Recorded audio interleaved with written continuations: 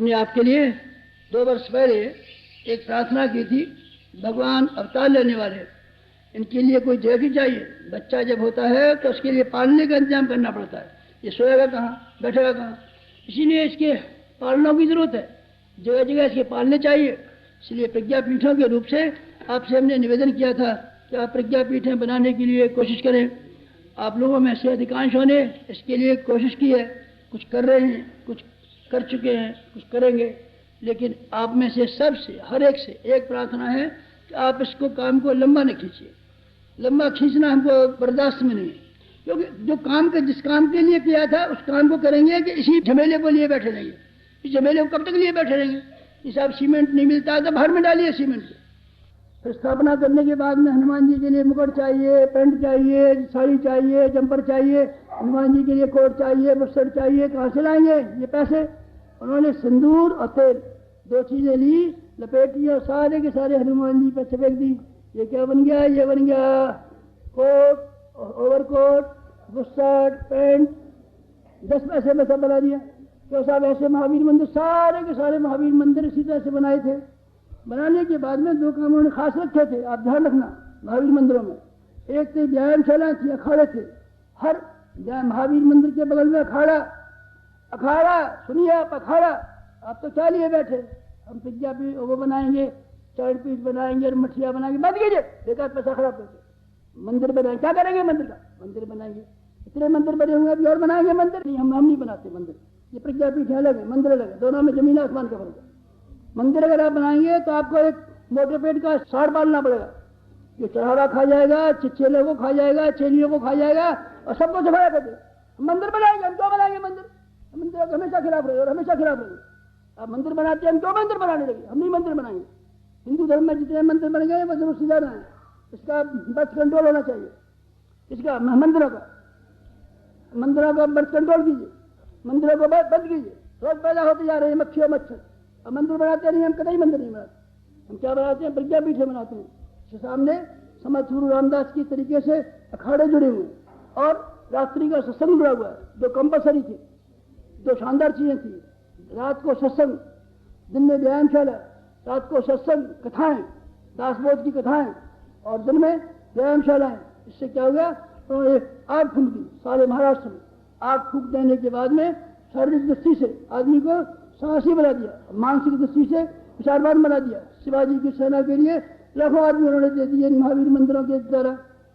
कच्चे, हाँ कच्चे शिवाजी थे, उन्होंने 20 साल बाद सारे के सारे मंदिरों को गिरा करके फिर बनवाया था, पत्थरों से बनवाया था। सारे महावीर मंदिर पत्थरों के बने हुए हैं, ये शिवाजी ने बनाए थे। समर्थ गुरु रामदास ने मिट्टी के बनाए थे और मिट्टी के बना दिए। हमको बहुत जल्दी, हम बहुत देर नहीं करना चाहते। बहुत शानदार बनाएंगे, आप बनाइए मत। जो बन गए तो ठीक है, बहुत है, हम उनकी बड़ी बहुत प्रशंसा करते हैं। हमारा साम्राज्य का बन गया है, हमारा भिलाई का बन गया है, हमारा जोबट का बन गया है। कितने बन गए? 50-100 बन गए ऐसे बड़े शानदार जो लाखों रुपए में बने। अभी और लाखों रुपए के नहीं, लाखों रुपए के प्लानों को आप काट दिए, लाखों रुपए के आप प्लानों को काट दिए। जहाँ कहीं भी बने हैं वहाँ आप ये कोशिश कीजिए कि आपको जो प्रज्ञा मंदिरों को बनाने का जो किया था, हमको कोई और काम करना है, हमको कोई और काम करना है। और काम करने के लिए आप इसको जितनी जल्दी समेट सकते हो समेट दीजिए। हमने कहा भी था कि हम आपके आएंगे, फिर हिमालय चले जाएंगे, फिर आएंगे। चलिए, उस बात को भी पर आप ही ध्यान देना चाहें तभी आपको जल्दी करनी चाहिए। और मैं चाहता हूँ गर्मियों में आपको कम करना चाहिए। और आपने प्लानिंग कर रखे हैं और ऐसे कर रखे हैं तो आप उसको कम कर दीजिए। हमने साहब नींव भर रखी है और भूमि पूजन कर रखा है, नहीं बनता है तो आप कम कर लीजिए। एक मंदिर बना लीजिए, छोटा मंदिर बना लीजिए। इस आप शिखर के मंदिर में बहुत रुपया रहेगा तो आप बिना शिखर का मंदिर बना लीजिए, बिना शिखर का मंदिर बना दीजिए, चौकोर बना दीजिए, कमरे के भीतर मंदिर बना दीजिए। हमारा ब्रह्मचर्य का बना हुआ है, कमरा है, कमरे में ही मंदिर बन गया है, भीतर मंदिर बना दिए। बाहर शिखर नहीं बनती है तो भीतर बना लीजिए। किसने आपसे कहा था बनाना नहीं पड़ेगा? इसलिए बड़े विशालकाय मंदिरों के लिए मैं आपको बना सकते हैं तो मैं जरूर बनाए। मैं ये तो नहीं कहता नहीं बनाने चाहिए, लेकिन जहाँ कहीं भी आप बना सकते हो जल्दी खत्म करें। मैं तो जल्दी में हूँ। अब आपको टाइम वेस्ट नहीं करना चाहिए। युग संधि का ये वर्ष अर्थात कौर की नवरात्रि तक जहाँ कहीं भी आपके लिए बनना संभव हो बन लीजिए, न हो तो फिर आप स्थगित कर दीजिए। आप मंदिरों के जंजाल में फंसे पड़े रहेंगे, मंदिरों के चक्कर में फंसे रहेंगे तो अगला वाला काम कौन करेगा? अगले वाले काम कैसे होंगे? अगले वाले काम के लिए शक्ति कहाँ से आएगी? एक काम हमने आपको सुपुर्द किया है, जहाँ कहीं भी बन सकते हो वहाँ बना लें। जो संकल्प ले गए थे, जो नहीं बना सकते, उन सब के संकल्प इस मानी में खत्म होने चाहिए।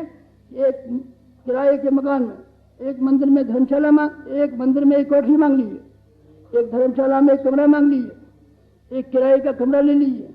आप अपने घर में से एक कमरा निकाल लीजिए, उसमें चौकी स्थापित कर लीजिए, गायत्री माता का चित्र रख लीजिए, एक साइन बोर्ड लगा दीजिए, उस पर 2 झंडे लगा दीजिए, एक बड़ा झंडा ऊपर टांग दीजिए, प्रज्ञा मंदिर बना लीजिए। एक काम वो था, हमने सौंपा था। इस वर्ष गायत्री परिवार के जो लोग प्रज्ञा मंदिर को बनाने के लिए बड़े से बड़ा वो जिसका शक्तिपीठ नाम दिया था, और छोटा वो जिसको प्रज्ञापीठ नाम दिया था, और सबसे छोटा वो जिसको हम प्रज्ञा मंदिर नाम देते हैं। आप प्रज्ञा मंदिर न बना लें। आप अपने घरों में, हमारे अखंड ज्योत के कार्यालय में प्रज्ञा मंदिर रहा था, अभी भी प्रज्ञा मंदिर विद्यमान है। हमने 2 चौकियों के ऊपर गायत्री माता का चित्र रखा था। हमने 35 वर्ष वाले 24 वर्षों पर किए। वो देवालय है, 9 बाई 9 का एक कमरा है, किराए का कमरा है, चौकी पर गायत्री माता स्थापित रखी है, उसी में हमने अनुष्ठान कर लिए। आप ऐसा नहीं कर पाएंगे? प्रज्ञा मंदिर स्थापित करने में आपको दिक्कत है? बड़े महल ही बनाएंगे। अब हम बड़े महल बनाने की प्लानों को हर एक को नीचे गिराते हैं और ये कहते हैं आप सामान्य बना डालिए, और अगर आप नहीं कर सकते तो इस बार खत्म कर दिए। अब हम मंदिर बनाने के जंजाल में और मंदिर बनाने के चक्कर में और मंदिरों के जंजाल में हम बहुत देर तक नहीं करेंगे। हमने अगले वर्ष इनकम टैक्स फ्री का सर्टिफिकेट वो भी खत्म करा दिया। दूसरे को इनकम टैक्स होगा, फिर आप ज़्यादा रुपये वाले मांगेंगे, फिर और बड़े से बड़े लाइन हम तो खत्म ही करा देंगे इनकम टैक्स के, ताकि बिना इनकम टैक्स के आप बन जाए। इतना हमको बहुत जल्दी आप छोटे बना डालिए, हमको कोई शिकायत नहीं। इसलिए एक काम तो आप ये कर लीजिए, प्रज्ञा मंदिर आप बना लीजिए, किराए के मकान में बना लीजिए, अपने घर के कमरे में बना लीजिए, धर्मशाला में बना लीजिए, एक कमरा मांग लीजिए, मंदिर में से कोठरी मांग लीजिए, आप बना लीजिए। एक काम तो मंदिरों के बाद बनाने वाला, और हम चाहते हैं कि विराम लग जाए। वर्तमान गायत्री परिवार जो कुछ कर सकता है वो इन 2-3 महीनों में खत्म करे, आगे के लिए बढ़ाई नहीं। अभी बहुत जरूरी काम पड़े में आप इन मंदिरों में लगा देंगे तो अगला समय हम कहाँ लगाएंगे, अगला समय कैसे करेंगे? एक काम समझ गए ना आप? एक काम इन्हीं प्रज्ञा मंदिरों से ताल्लुक रखने वाला एक और काम है। कौन सा काम है? आप ध्यान दीजिए कि हमको कार्यकर्ताओं की जरूरत है। मकान में कोई रहने वाला चाहिए, मकान में कुछ काम करने वाले चाहिए। आप यहाँ से भेजेंगे, पहले 24 की बात थी, 24 बनेंगी, तो हमने विचार कर रखा था 4 आदमी भेजेंगे, 24 चौके 96, 100 आदमी हमने बना रखे थे। 4 हम भेज देंगे, 24 बन जाएंगे, चले जाएंगे। पर अब हम क्या करें? 2400 तो बन गई। अब 2400 के लिए 4 आदमी के लिए 96,000 आदमी हम कहाँ से, 9600 आदमी कहाँ से लाएं? बताइए तो सही। 9600 दिखते हैं कहीं आप सबको ही भेज दें तो आप 1000 आदमी 9,000 और लाइए, आप सबको भेज देंगे। जितने भी अनुष्ठान करने वाले आए हैं, इसमें महिलाएं भी शामिल हैं, बच्चे भी शामिल हैं, सब चले जाइए प्रज्ञापीठ में, लाइए। ऐसे 10 से लगाइए, सबको भेज दीजिए। भाई साहब हम कहाँ से करेंगे? आपको वहीं से कार्यकर्ताओं को स्थापित करने पड़ेंगे। दूसरा वाला कार्य है कि प्रज्ञा अभियान के लिए काम करने के लिए आप लोगों में से स्वयं में से हम हर एक को आपको दबाते हैं, झकझोरते हैं, खासतौर से उन लोगों को जो सेवा से निवृत्त हो चुके, घर से निवृत्त हो चुके, जिनके पास खाने के लिए गुंजाइश है, जिनके पास कोई महत्वपूर्ण जिम्मेदारियां नहीं है, उन सबको हम प्रार्थना करते हैं, सबको आप दबाते हैं, सबसे अनुरोध करते हैं, सबसे आग्रह करते हैं। अगर आप किसी तरीके से गुजारा कर सकते हैं अपना, तो आप आइए। इन प्रज्ञापीठों के माध्यम से अब हमारे पास बैठने को जगह हुई है, हमारे पास प्राणी के लिए जगह हुई है, हमारे पास खाने पीने का इंतजाम हो गया है। इसलिए हम दावत देते हैं, आइए यहाँ बैठिए। पहले हम कैसे बुलाते? कोई जगह नहीं थी तो हम कहाँ बुलाते? कोई कार्यक्रम नहीं था तो हम कहाँ बुलाते? आपके लिए कोई खाने का प्रबंध नहीं था तो हम कैसे बुलाते? हमारे पास बिल्कुल जगह बना ली है, छावनी बन गई है, और आप मिलिट्री में भर्ती हो जाइए। रहिए आप में से हर आदमी को प्रज्ञा अवतार का कंधे से कंधा मिलाने के लिए हर आदमी को हम दावत देते हैं। जिस आदमी की पारिवारिक जिम्मेदारियाँ हल्की हो गई है, जो आदमी अपना गुजारा कर सकता है, जिसके घर में रोटी खाने को है, जो रोटी खाता है वो घी नहीं कमाए। मैं आगाह करता हूँ आपको, जो आदमी रोटी कमाता है, रोटी जिसके पास है, वो घी जमा करने की कोशिश न करे, आप बुरी तरीके से मारे जाएंगे। अगले दिन आ रहे हैं, इसमें से हर आदमी को मशक्कत करनी पड़ेगी, हर आदमी को कूपन मिलेंगे और उतना ही खाना पड़ेगा। आप जो जमा करते चले आ रहे हैं, या आपके औलाद के काम नहीं आएगा। आप नोट कर लीजिए, राजाओं की दौलत औलाद के काम नहीं आएगी, साहूकारों की दौलत औलाद के काम नहीं आएगी, जागीरदारों की दौलत औलाद के काम नहीं आएगी। फिर मैं आप में से हर आदमी से कहता हूँ, आपकी दौलत जो आप औलाद के लिए जमा करने वाले हैं नोट करके ले आइए। आप बनेंगे ना भूत? आप बनेंगे भूत? हम तो बनेंगे ही। पीपल के पेड़ पर हमारी आपकी कमेटी होगी और आपके घर वालों के तहकीकात कराने ले जाएंगे। देखिए आपकी कमाई को कौन खा गया। आपके बेटे के पल्ले जरा भी पड़ जाए तो आप हम तो होंगे भूत। आप नाक कान काट लेना हमारे। तो आप भूत के नाक कान कर सकते हैं, भूत के नाक कान कर तो नहीं सकते, पर आप भी बेइज्जत तो कर सकते हैं। आप उस दिन क्या कह रहे थे, अब क्या हो रहा है? किसी की दौलत किसी के बेटे को नहीं मिलने वाली है। फिर आप ध्यान रखना, फिर आप ध्यान रखिए, हमारी भविष्यवाणी फिर नोट कीजिए। बाप की दौलत को बेटा खा नहीं सकेगा। आप देख लीजिए नया जमाना कैसा है, आपको दिखाई नहीं पड़ता। सब छीनेगी, एक और छीनेगी, एक और छीनेगी। कौन छीनेगा? या तो हम छीनेंगे या हमारा ताऊ छीन लेगा। आप कौन है? हम अध्यात्मवादी। तो आप क्या कहते हैं? हम ये कहते हैं पानी बाढ़ो नाव में, घर में बाढ़ो दाम, दोनों हाथ उलीचिए, उलीचिए, उलीचिए। यही शानो काम जमा करेंगे और ब्याज पर जमा करेंगे और औलाद को देखे मरेंगे और बहर बनाएंगे और त्योहारे बनाएंगे और बेटे को बादशाह बनाएंगे। अरे बाबा उलीचिए, उलीचिए। भगवान को जरूरत, हम क्या क्या। और आप हमारा कहना नहीं मानेंगे कि साहब हम आपका तो कहना नहीं मानेंगे। अच्छा तो ठहर जाइए। फिर हमारे ताऊ जी आते हैं, हमारे एक ताऊ जी आते हैं। ताऊ जी कौन है? भाई साहब बहुत जबरदस्त है हमारे ताऊ जी। उनकी इतनी बड़ी बड़ी मूछ है, इतना बड़ा डंडा है, डंडा नहीं चप्पल, अबे मार के आपको भंगी बना देंगे। ताऊ जी आ रहे हैं हमारे। ताऊ जी का नाम क्या है? ताऊ जी का नाम है साम्यवाद। आप में से हर एक आदमी की दौलतमंद बनने चले, दुष्ट करके। जमाना बदल रहा है और आप इसी चक्कर में फंसे हुए और दौलत जमा करेंगे और बेटे को खिलाएंगे, ना बेटे को खिलाएंगे ना अपने को खाएंगे और आप मरेंगे बुरी तरीके से। ये आप में से हर आदमी से जो आदमी अपना गुजारा कर सकता है उस आदमी को दावत देता हूँ। आपके लिए सबसे बेहतरीन काम यह है कि आप अपने गुजारा करने के बाद में समाज के काम आए, देश के काम आए। आप में से जो ऐसे आदमी हैं जो ऐसा नहीं कर सकते, जिनके घर की जिम्मेदारियां हैं, बहुत बड़ी जिम्मेदारियां हैं, उनकी तो बाबत हम नहीं कहते। और जिनका वजन बहुत भारी है उनकी बाबत भी नहीं कहते। जिन्होंने अपना स्वभाव और आदतें खराब कर रखी है उनकी बाबत भी नहीं कहते। आदतें खराब करने का मतलब है फिजूल खर्चियां अपने कंधे पर रख लेना। इनका न 500 में काम चलता है, न 1000 का काम चलता है, न 800 का काम चलता है। उनके लिए तो हम क्या करेंगे? लेकिन आदतें जो ठीक बना कर रखी है उस हर एक को हम दावत देते हैं। आप हमारी डायरी पढ़ लीजिए। हमारी डायरी अखंडोत कार्यालय में हम रहे, हम 5 आदमी रहे। हमारी माँ, हमारी धर्मपत्नी, हम 3 और 2 बच्चे, 5 आदमी को लेकर के हम अखंडोत कार्यालय में रहे। और आप हर महीने का एक एक पैसे का हिसाब देख लीजिए, 200 रुपये ज़्यादा हमने खर्च नहीं किया।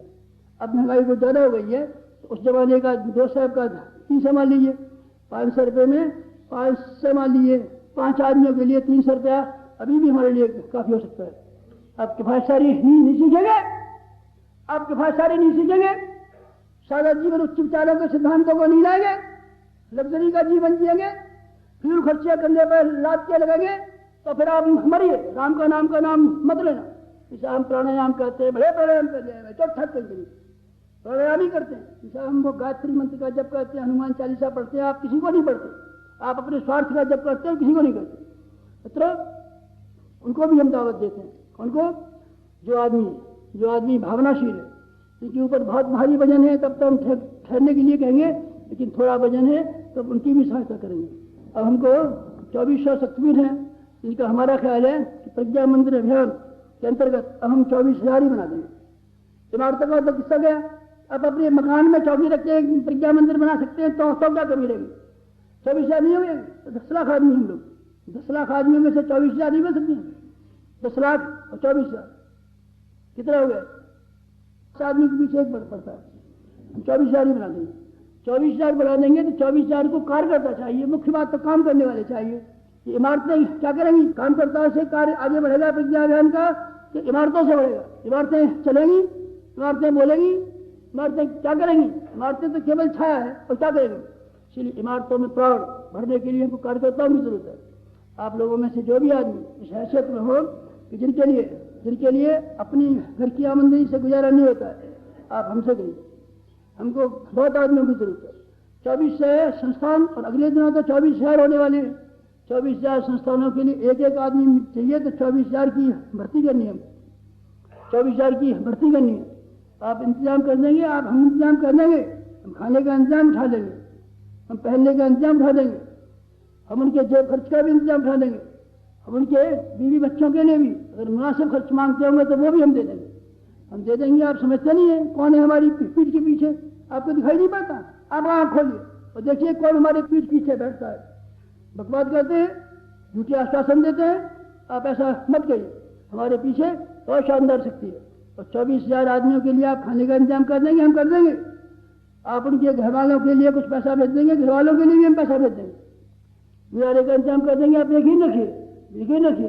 आप तो कह रहे थे कि हम अपनी दौलत को सब कमा चुके और हमने सारा एक एक चप्पा नहीं रखा और हम खाली आते हैं। तो खाली आते हैं तो हमारा गुरु तो खाली हाथ नहीं है, हमारा भगवान तो खाली हाथ नहीं है। आप तो नास्तिक हैं, नास्तिक, जो आप हमारे बारे में जरा भी विश्वास नहीं करते। हमारे बारे में, हम अपने बॉस के बारे में विश्वास करते हैं और हमको अभी भी विश्वास है कि अगर हमको 24,000 आदमी कार्यकर्ता रखने पड़े, उसमें से अधिकांश नौकर भी रखने पड़े, तो हम पैसे का इंतजाम कर देंगे। कितना पड़ेगा आप लगा तो लीजिए। एक आदमी के ऊपर 200 रुपया खर्चा आता हो, 24,000 का 200 से गुणा तो कर दीजिए, 2 करोड़ रुपये करीब आता है।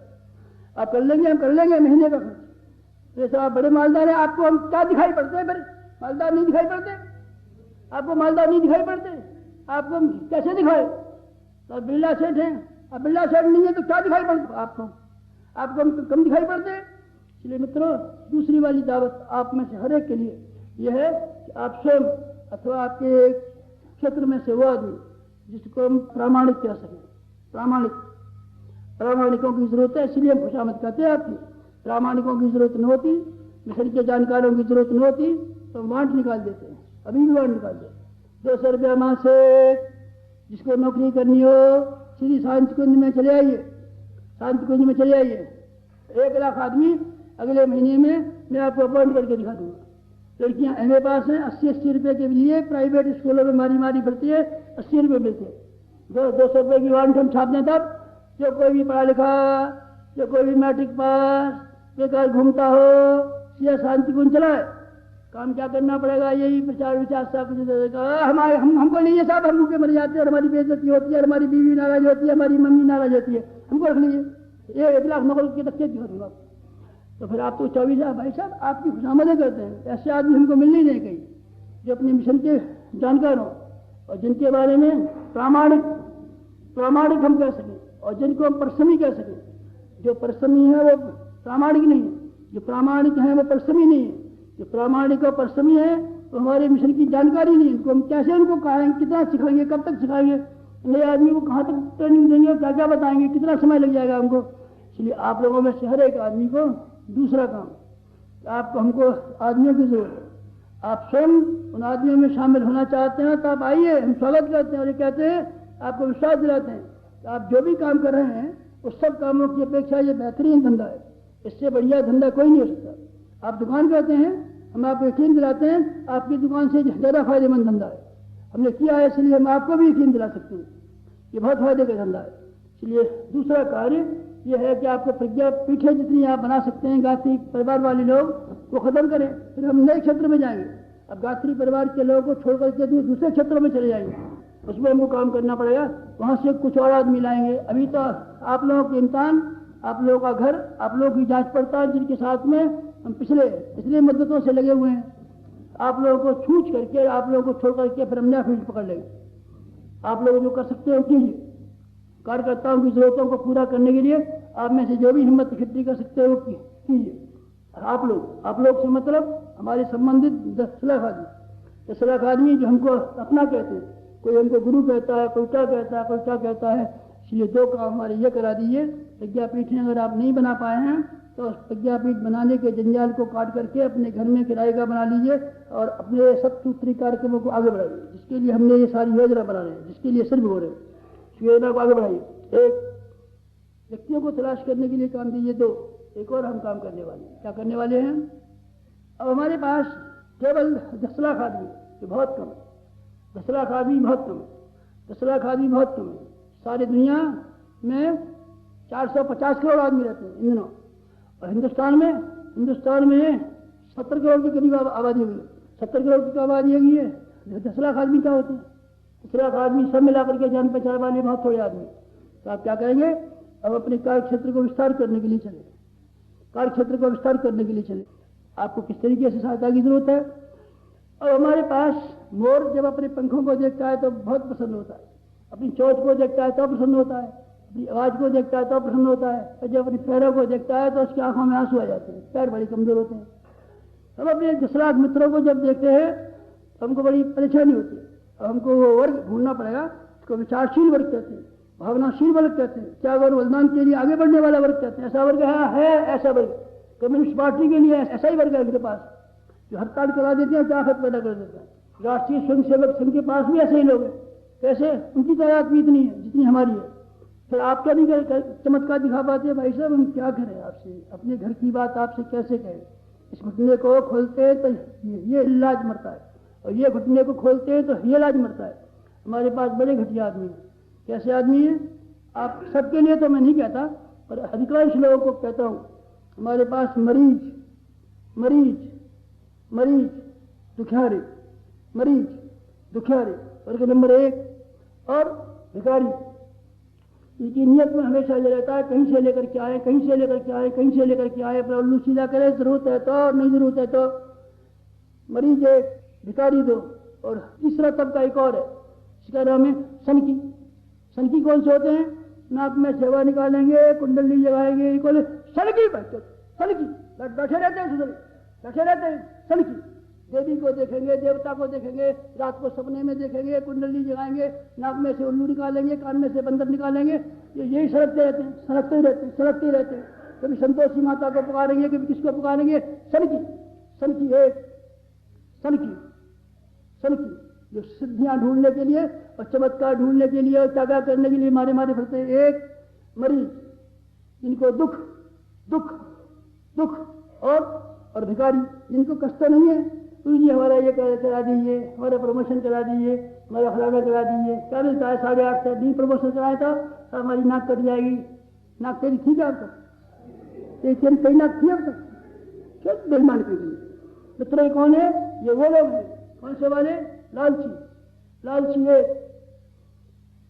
बीमार 2, और सनकी 3।